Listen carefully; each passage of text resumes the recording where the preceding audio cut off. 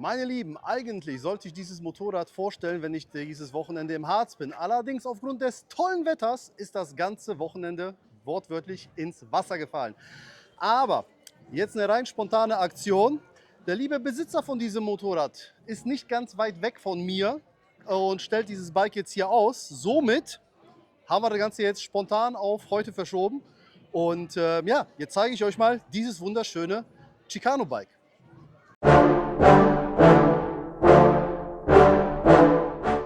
Das ist der Oliver und ihm gehört dieses wunderschöne Motorrad. Ich kann euch da nicht allzu viel drüber erzählen. Ich kenne das Motorrad zwar schon sehr lange von Insta, aber auf die genauen Details wird er da selber drauf eingehen. Olli, erstmal hi, schön, dass es geklappt hat. Ja, danke, danke. Ne? Schöner wäre es natürlich gewesen, morgen im Harz mit dir da durch die Berge zu ballern und die schönen Kurven zu genießen. Ja, aber wenigstens hier. wenigstens hier. Wetter hat leider nicht mitgespielt. Ja, ich gucke auch so, es könnte sein, dass es jederzeit anfängt zu regnen, deswegen werden wir dann spontan gucken müssen, wie wir dann weitermachen. Aber hoffen wir mal, dass es klappt, bis wir hier fertig sind. Ja, mein Lieber, ich würde mal sagen, erzähl mal ganz kurz, wie bist du zum Motorradfahren gekommen? Ja, tatsächlich bin ich zum Motorradfahren gekommen.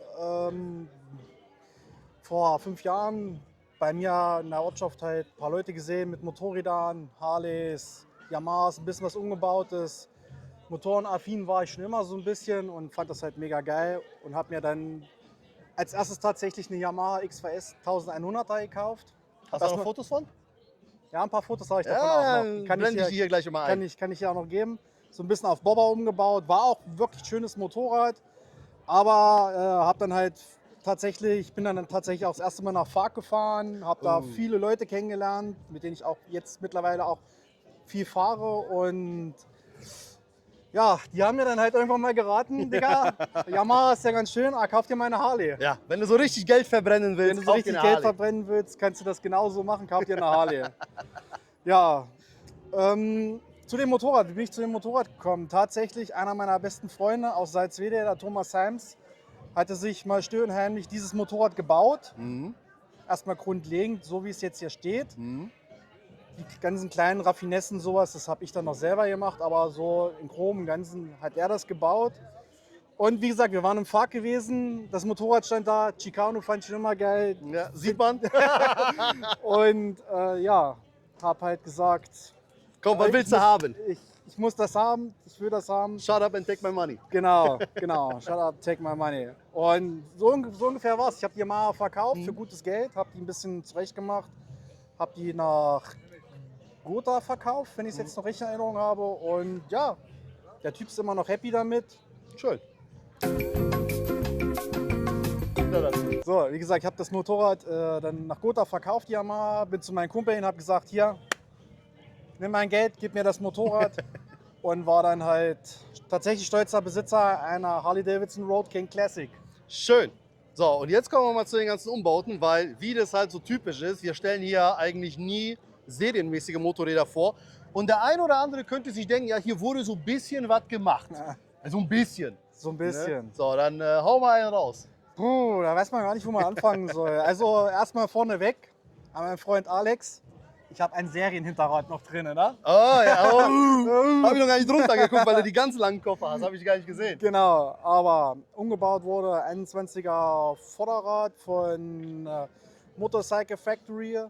Dann auf Bullenkopf wurde umgebaut vorne, also der große Bullenkopf, Ape-Lenker, die ganzen Armaturen in Chrom gemacht. Ach, sind die bei der Klassiker nicht original ab Werk? Nein, Ah, okay. alles schwarz. Alles schwarz.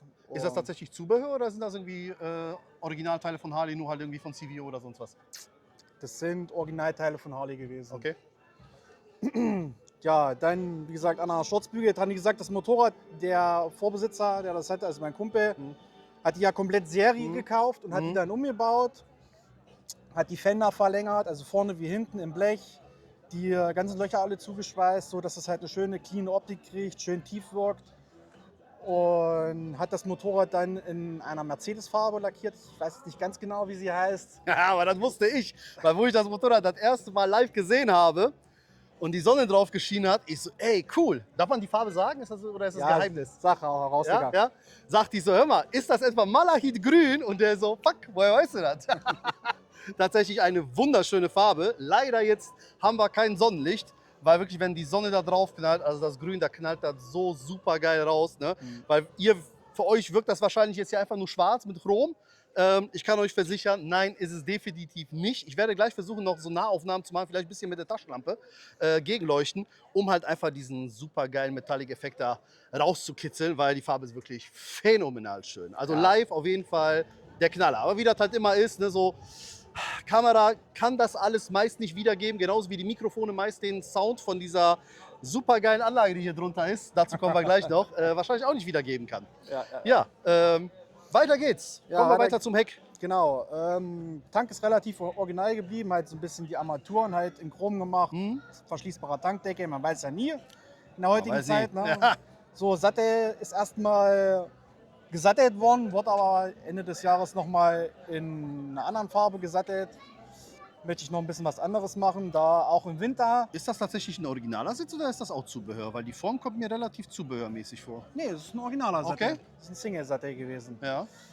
Tatsächlich, wie gesagt, wird er nochmal neu geledert. Im Winter ist ja auch wahrscheinlich geplant nochmal eine neue Lackierung. Was? Ja, also Nein. ich habe Nein. mich mit meinem Lackierer so ein bisschen ausgesprochen und die Grundfarbe bleibt. Okay. Die Okay, alles gut. Grundfarbe bleibt, aber Pinstripes. so ein bisschen Pinstripes, Ah, Silberfäden rein und sowas. Es muss Gut. halt es muss noch ein bisschen was rein, was bumst. definitiv. Ja, aber So. wie gesagt, mach mich jetzt hier nicht kaputt. Ne? Also die Farbe ist so geil. Ne? Ich dachte jetzt schon, jetzt kommst du mir da irgendwie mit Candy Rot oder so. Nein. Nee. Ja, dann wie gesagt, Schwinge hinten ist ein bisschen umgearbeitet, dass es halt ein bisschen tiefer kommt. Ne? Wir zeigen kein Kennzeichen, also von daher kannst du alles raushauen. Genau. Gut. Full Custom.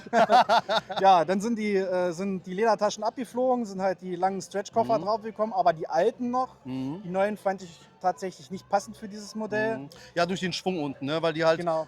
vorne, ich sag, komm mal nach vorne, die sind ja ungefähr auf der Höhe noch relativ kurz und dann gehen die ja dann also schräg runter. Und Genau. die sind ja wirklich eckig komplett runtergezogen. Dann sieht man auch das originale Ratten nicht so sehr. Ja, wie gesagt, ich werd permanent tatsächlich immer mal hochgezogen damit, so, aber ist ja eigentlich alles nur Spaß. Ah, hör mal, alles cool, ne?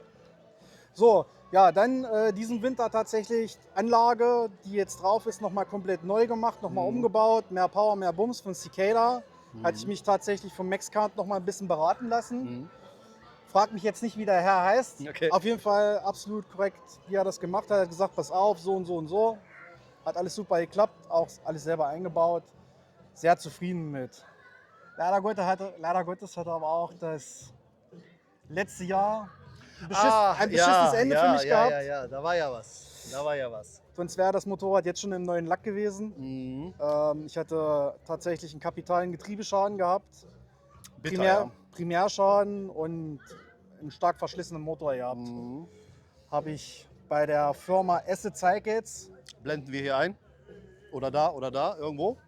habe ich bei der Firma Esse Cycles alles einmal revidieren lassen, verstärken lassen. Also wirklich, wenn ihr mal Probleme habt, die Jungs sehen verschärft aus, die machen aber auch verschärfte Arbeit. Wirklich, kann ich nur top.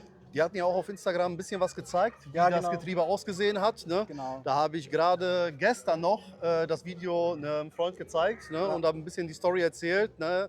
Wo der das Video gesehen hat und gesehen hat, wie viel Spiel da drin war. Ja, Ne? ja, ja. Da hat er echt nur so Augen gemacht und gesagt, Wahnsinn, ne? Weil normalerweise Spiel fühlt man.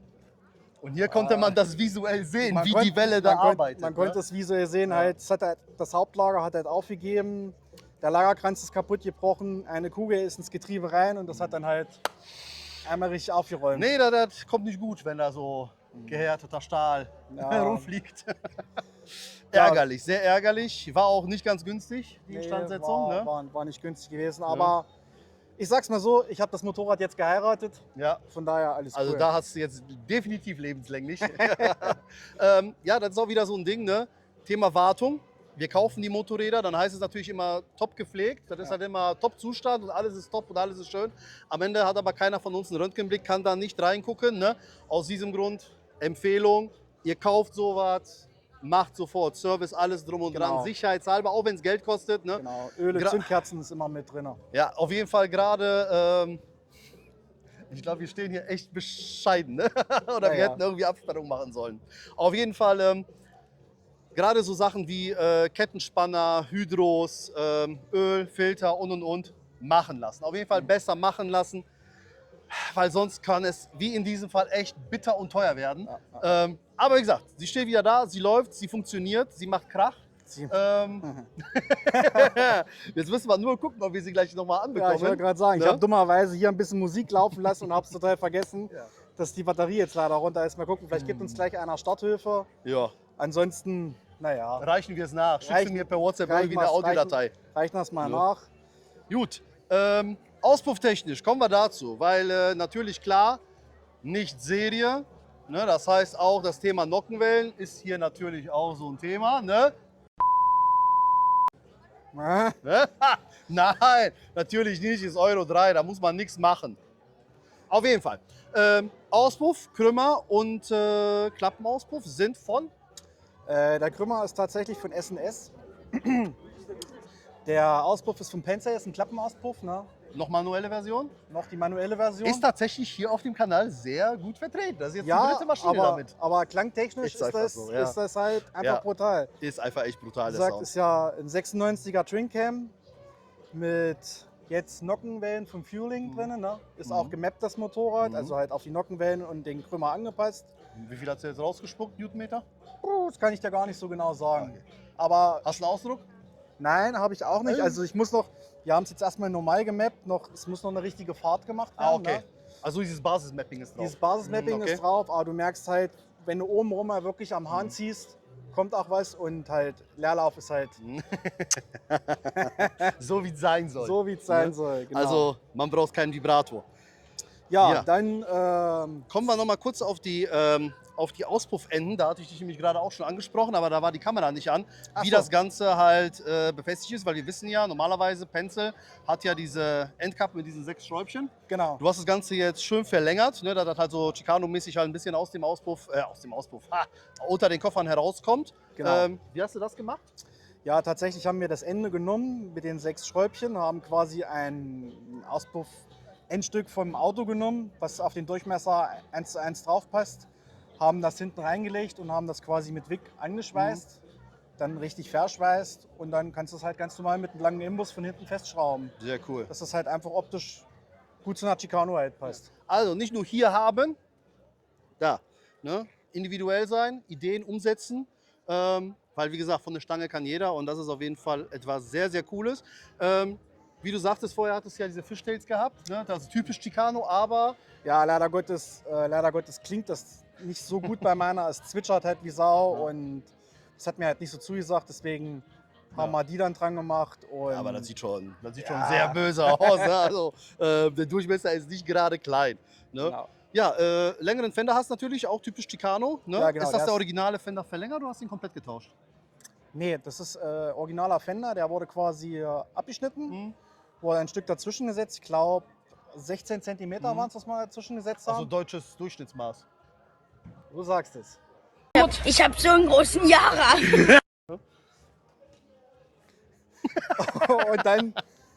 und dann halt unten da dran, verzinnt, ganz ordentlich Mhm. und dann halt lackiert. Schön. Vorne halt genauso, haben wir ja auch verlängert, also genau das gleiche. Und ja. Was hast du hier an Blinkern verbaut? Weil ich habe die erst auf den zweiten Blick gesehen, weil das Heck ist ja relativ clean. Die Ja. sind ja oben an den Struts angebracht. Das sieht mir aber auch nach Selfmade aus. Das ist auch self-made. Da habe ich mir schon gedacht. Was sind das? Bitte? Nur ganz kurz. Ist deine, richtig? Ja. Kann es sein, dass du dumm bist oder sowas? Wir mussten noch mal cutten, weil jemand ins Bit gelaufen ist und ein paar Fragen hatte zum Motorrad. Also, wir waren bei den selbstgebauten Struts, Blinker, Rücklichtkombination angekommen. Genau. Erzähl mal. Tatsächlich, ja, ist das selber gebaut. Ich hatte das damals, beziehungsweise der die gebaut hat, hat das halt hinten reingemacht. Muss man ja mal so ehrlich sein. Alles habe ich ja nun auch nicht gemacht. Ne? Ja. Das ist ein Highsider-Blinker 3 in 1. Ne? Mhm. Und da haben wir quasi hinten eine Schraube eingeschweißt, beziehungsweise nicht eine Schraube, Entschuldigung, eine Mutter eingeschweißt. Mhm. Und die kannst du halt einfach von hinten reindrehen, 5 Kabel hinten durch und dann sieht das genau so aus. Schön clean. Schön. Weil das Und normale, was anderes halt. Ne? ja genau, ist mal was anderes. Fand ich sehr, sehr gut. Es leuchtet auch super, also TÜV-technisch mal konform. Ja, ja, okay, gut. Also überwiegend ist das Motorrad ja natürlich TÜV-konform. Ne? Tatsächlich sind ja fast nur Originalteile verbaut. Ja. Ne? So, Felge hat natürlich Gutachten. Ne? Felge hat ein So, Gutachten, Lenker hat und ein Gutachten. die ganzen Fußtrittbretter und so weiter, das ist ja Harley-Davidson Empire-Serie, Das meine ist ich. die, Ne? Genau, das ist die Ne? Empire-Serie. So, Lenker ist zugelassen, also von daher alles TÜV legal. Also da müssen wir uns auch hier auf dem Treffen, wo wir uns heute befinden, relativ wenig Sorgen machen, obwohl die Polizei sehr präsent ist, ne? Und ja, auch zivil unterwegs ist. Deswegen kann auch sein, dass der Herr der gerade hier reingelaufen ist. Wer weiß, ne? Weil die Fragen, die der hatte, war schon sehr spezifisch. Aber Das, gut, das ne? stimmt wohl. Gut, was haben wir noch? Kennzeichenhalter ist Von Thunderbike, der, Mhm. der ganz normale Classic-Kennzeichenhalter von Thunderbike. Ja, ja, Luftfilter und so genau, ist original oder hast du Luft- ein KNN drin? tatsächlich ist die Blende nur noch davor, Mhm. KNN ist dahinter. Also es ist Mhm. ein Aufnahmen mit der Mhm. originalen Blende davor. Und nochmal Cut, weil wir hätten echt Absperrung machen sollen. Wir waren angekommen beim Fahrwerk und Thema Fahrwerk wird jetzt sehr speziell, weil wir haben hier was genau. Also hinten ist tatsächlich ein Arnold Luftfahrwerk drin, Mhm. ne? Was aber ein bisschen umgeändert wurde. Ja. Ja, weil, wie ihr seht, ist das Motorrad recht flach. Mhm. Hinten, vorne ist tatsächlich auch Luft drin. Mhm. Das ist sehr interessant, aber dazu kommen wir auch noch, ja. Und ja, aber wie gesagt, das Fahrwerk ist hinten eingetragen. Ne? Mhm. Das macht aber halt auch viel der Schwingenumbau. Mhm. Dass die Schwinge halt mehr runtergeht. Also Mhm. das Motorrad ist auch auf Nullbar rollbar. Ne? Okay. Wie habt ihr das gemacht? Habt ihr einfach den den Anschraubpunkt vom Stoßdämpfer verschoben, damit das noch flacher kommt? Einmal und zweitens auch die Schwinge hinten an sich ist, wie rum war es denn jetzt? Ich kann es ja gar nicht mehr genau sagen. Entweder ein Stück höher gesetzt oder ein Okay. Stück runter gesetzt. Okay. Es ist auf jeden Fall so, dass wenn ich ablasse, Mhm. dass die Bremszange... Stopp, Kamera. So, wir waren stehen geblieben beim Umbau der Schwinge. Genau, ja tatsächlich, wie gesagt, ist nicht nur die Schwinge an den Aufnahmepunkten für die Achse Mhm. umgebaut, sondern halt auch direkt hinten vorne am Schwingelager. Mhm, Ich okay. muss ja mal so sprechen, in Fahrtrichtung. Mhm, okay. So, das wurde umgebaut und tatsächlich ist es so, dass wenn ich ablasse, ist das Motorrad auf Nullbar rollbar, aber Mhm. die Bremszange Mhm. liegt am Rahmen an. Mhm, okay. Kurze Frage, weil wir sehen ja natürlich, das Motorrad steht jetzt hier ohne Seitenständer, meine ich, oder hast du den Nee, auch? Seitenständer ist tatsächlich, also es ist noch eine Arbeit. Ich bin ja gelernter Mhm. Zerspannungsmechaniker. Ich mache mir ja schon einen Kopf drüber. Aber das Problem ist, das Motorrad ist so flach. Ich bräuchte eigentlich nur einen Center Stand, der 2 cm hoch ist. Und ja, die Center Stands, die du kaufen kannst, verschenke ich ja viel Tiefe. Ja. Das heißt, du tust jetzt jedes Mal einfach nur einen Klotz drunter oder hast du da einen Klotz, der fest montiert ist? Nee, ich habe jetzt einfach nur ein Brett drunter gestellt. Für später ist mal geplant, ich habe mir von einem Freund die Center Stands, also die Füße geben lassen. Die werde ich wahrscheinlich unter die Trittbretter bauen, also da, wo die Trittbretter angeschnallt werden am Rahmen. Da kann man die dann nach vorne ziehen und nach unten arretieren. Also manuell, aber dafür, Sehr cool. ne? Ja. So ist erstmal der Plan. Alles klar. Scheinwerfertechnisch, hast du hier LED drin oder bist du noch mit Halogen unterwegs? Nee, tatsächlich ist voll LED drin. Also Auch in den Zubehör, auch in den- Zubehör auch nicht in- Zubehör, Zusatzscheinwerfer. Den sondern Zusatzscheinwerfer voll LED tatsächlich. Man könnte jetzt meinen, das Motorrad steht viel, aber ich fahre tatsächlich sehr, sehr viel. Das werden mir auch meine ganzen Freunde bestätigen. Ich fahre eigentlich somit von uns am meisten. Bin letztes Jahr so roundabout 14.000 gefahren. Ist verhältnismäßig okay. Aber das ist schon viel, ne? Muss man sagen. Ne? Da muss man erst die Zeit und die Lust haben, so viel zu fahren. Also ich kenne Leute, die fahren im Jahr 2000, Tiere, 2000 Kilometer und sagen, das wäre viel. Na ja, gut, das ist Ansichtssache. Aber 14.000 schon ordentlich. Finde ich auch. Ja. Kommt bestimmt auch daher, weil ich Single bin. Noch, nach dem Video, nach dem- Mädels, Texte zu, da, ne? Genau. Nein, Spaß. So, was haben wir noch ausgelassen oder vergessen? Oh, jetzt wird's laut. Wir machen mal einen Cut. So, wir wollten noch über den Nockenwellenumbau reden. Was genau hast du für Nockenwellen drin? Was bringen die? im unteren, mittleren, hohen Drehzahlbereich? Wie sind die ausgelegt? Was ist so deine Präferenz da? Weil man sucht sich ja die Nockenwellen immer so spezifisch so zu seinem, oder sollte man zumindest aussuchen, zu seinem Fahrstil. Und wolltest du einfach dieses Drehmoment, dass das halt noch schneller, noch höher anliegt, oder wolltest du einfach drehen und obenrum einfach mehr haben? So diese typische Dragster-mäßige, die untenrum rappelt wie sonst was und praktisch keinen Leerlauf hat und obenrum dann Kasala, oder eigentlich genau andersrum? Also tatsächlich ist der Nockenwellenumbau eigentlich auch nur daraus entstanden, dass die Jungs von SC Zeitgates meinen Motor auch aufgemacht haben, weil ich gesagt habe, wenn schon das Getriebe in der Primär auseinandergebaut ist, macht mal den Motor auf, guckt euch das mal an, und haben halt gesagt, dass halt die Kettenspanner halt verschlissen sind und dass die Nockenwellen, dass der obere Peak von der Nockenwelle halt auch schon, dass die Beschichtung runter war, und haben halt gesagt, ey Olli, ganz ehrlich, du könntest jetzt mit den Nockenwellen noch 20.000 fahren, aber dann müsstest du es echt neu machen. Da habe ich gesagt, ey, Wenn das schon einmal auf ist. jetzt ist einmal alles raus, mach mal rein.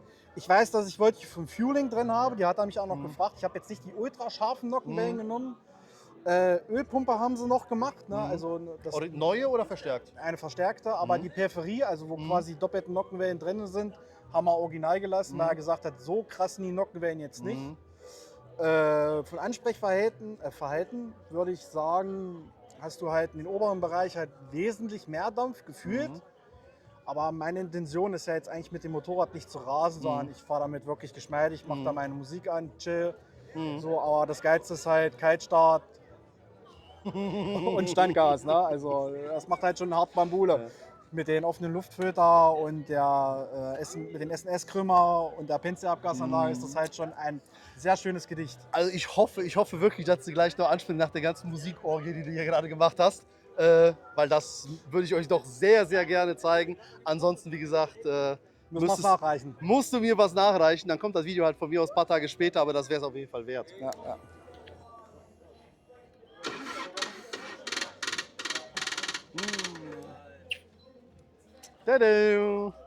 Also, das ist auf jeden Fall mega Support hier, weil Batterie platt, zu viel Musik laufen lassen. Aber die Jungs sind so korrekt, die geben uns jetzt hier ein bisschen Starthilfe, damit ihr gleich noch was zu hören habt.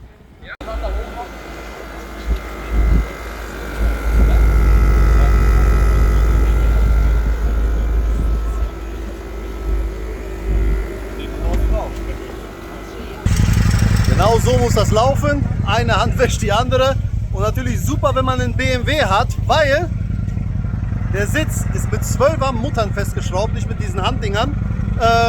Ja, aber gut, bei BMW im Bordwerkzeug ist ein 12er Schlüssel. Top, danke Jungs.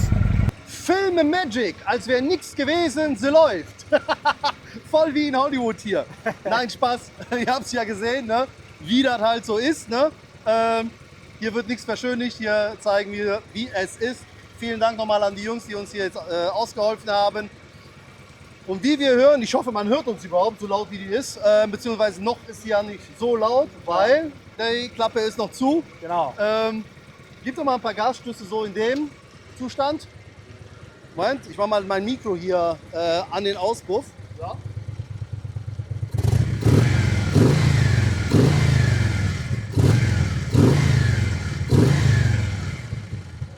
Ja, das ist schon saftig. Und jetzt würde ich mal sagen, machst du den Zauberknopf betätigen. Machst du den Zauberknopf betätigen. Was für ein Deutsch. So, frei Rohr.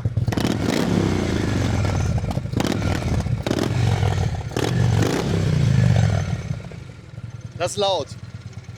Das ist laut, das ist richtig laut.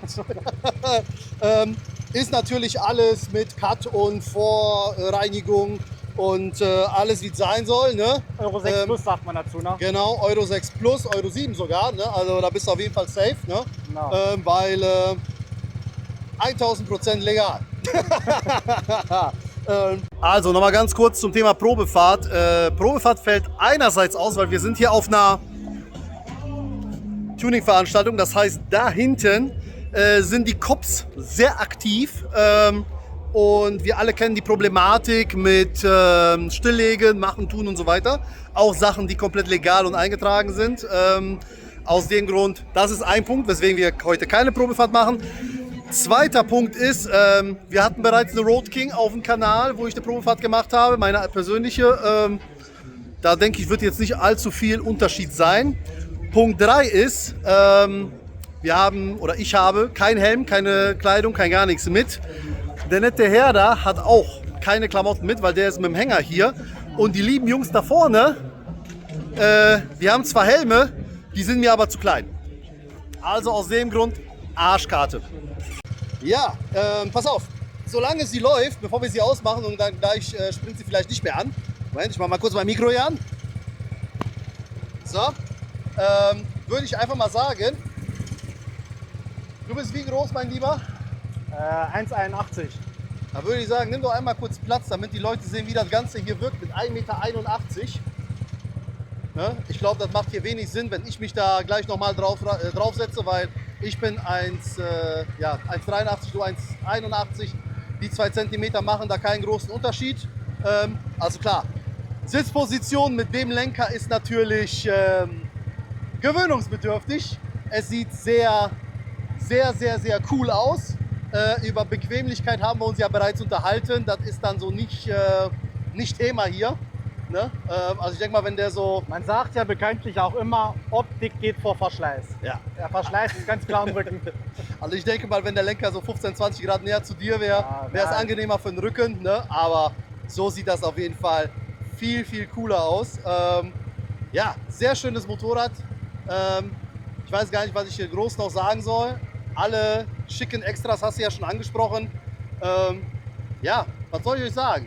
Falls ihr Bock habt, auch hier spontan zu stehen oder auch vielleicht weniger spontan zu stehen, obwohl ich finde das heute gerade echt lustig, durch diese Spontanität, schreibt mir bei Insta. Ansonsten folgt doch dem Olli bei Instagram. Lasst mal ein bisschen Liebe da, weil sowohl er ist ein ganz lieber Kerl und hat es verdient, aber auch das super schicke Bike hier hat es verdient. Und ja, ihr kriegt jetzt noch ein paar schicke Nahaufnahmen und dann verabschieden wir uns. Ich wünsche euch noch, ach so, ganz wichtig, ne? Liken, abonnieren, nein. Wenn ihr Bock drauf, macht das, wenn nicht, scheiß drauf. Aber obligatorisch muss ich das ja jetzt als Pseudo-YouTuber sagen. So, wie gesagt, ich hoffe, ihr hattet Spaß bei dieser heute ein bisschen spontanen Aktion. Und ja, dann sehen wir uns im nächsten Video wieder. Mein Lieber, ich danke dir nochmal für deine Zeit.